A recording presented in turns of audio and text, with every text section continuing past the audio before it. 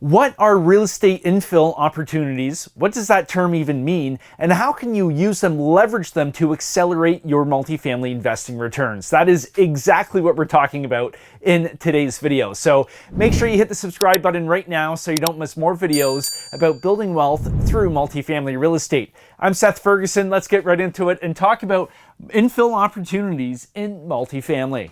I'm actually working on an infill opportunity right now, so I thought it would be a great time to do a video explaining about infill opportunities and how you can use them in your portfolio. And first of all, we have to figure out, what does infill actually mean? So an infill opportunity is actually the process of taking an underdeveloped piece of property and what's called recapturing it. So the recapture process is really finding the highest and best use for the piece of property, the land. That could range from redevelopment, taking the existing building, renovating it, improving it, or just knocking it down and building something totally different. So what does this look like in real life? So let me draw a little map here of a neighborhood. So let's say we have a parcel of land right here, and we've got properties all around it. We've got an established neighborhood. This could be single family homes. We could have, multifamily properties, apartments scattered around, but we've got this example property right here. Now, in the one I'm currently working on, it's an old school. It's an elementary school, so we can just use that for right now. So I'll draw the school with the flagpole. This is a really bad drawing of a school, but we'll just go with it. So we've got the school right here. It's not being used anymore. The land is just sitting kind of vacant, right? There's no use for it. It's not contributing to the neighborhood at all. It is underdeveloped, right? There's so many different things we could do with this piece of land.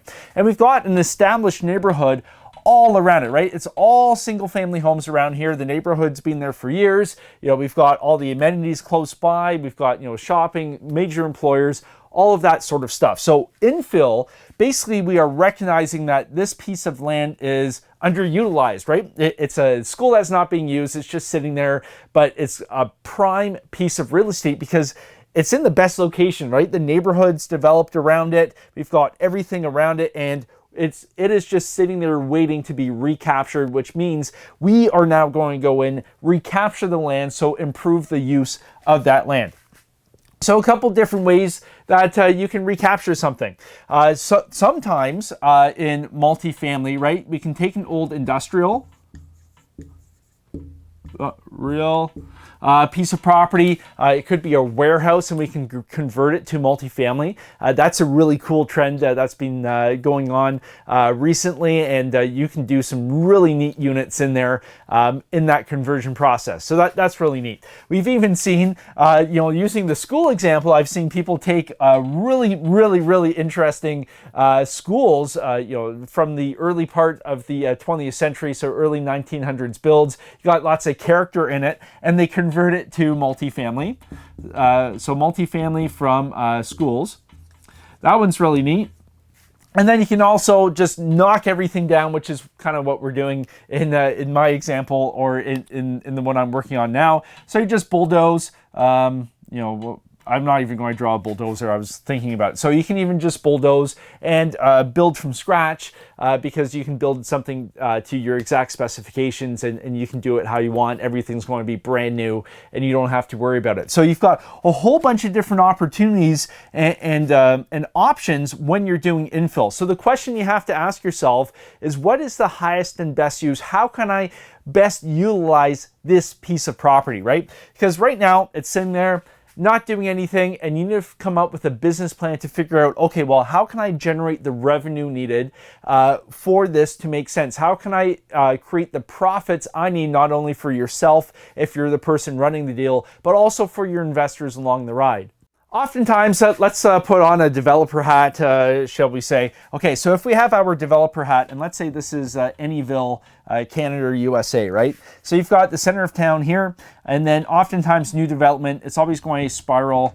You've got the epicenter, and then everything goes out here. So lots of new developments, they end up on the outskirts of town, which is great. You'll have your newer sections out here and your older sections towards the middle.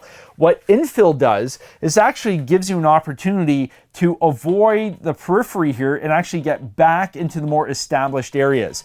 The more established areas, right, everything is a lot more mature. You're going to have the infrastructure already there, and you're basically taking an old piece of land or an underutilized piece of land and giving it new life. So there's a whole lot of benefit and incentive to do so depending on the city or the area. There may be economic advantages to doing that from the local governments, depending on where you're at. And there's a big push right now in terms of intensification. So what intensification means is you're taking something that can only hold X number of people and you're doubling, tripling it, 10xing the number of people living on that piece of land, because we're trying to prevent that urban sprawl in many areas right now because the populations are growing so much. So number one, you're making an underutilized piece of land more valuable for yourself, right, through the infill opportunity. That's one benefit. You're also helping the city or the town achieve its goal of intensification, which is good for the long term because we're trying to limit that urban sprawl. And then you're also providing great housing opportunities for the residents, right? Like, who wouldn't want to live in an established neighborhood that's already there with everything within walking distance and all the employers and everything's established, right? That is a great place to live. So if you're looking for opportunities right now, infill may be something that you want to consider because it just provides so many different ways that you can add value to that piece of land that isn't really doing too much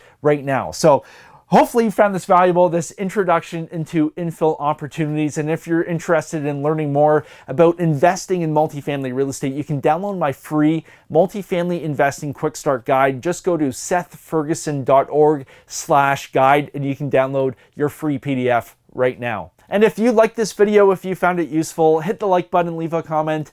Let me know what you think. It really helps out the channel. And until next time, happy investing.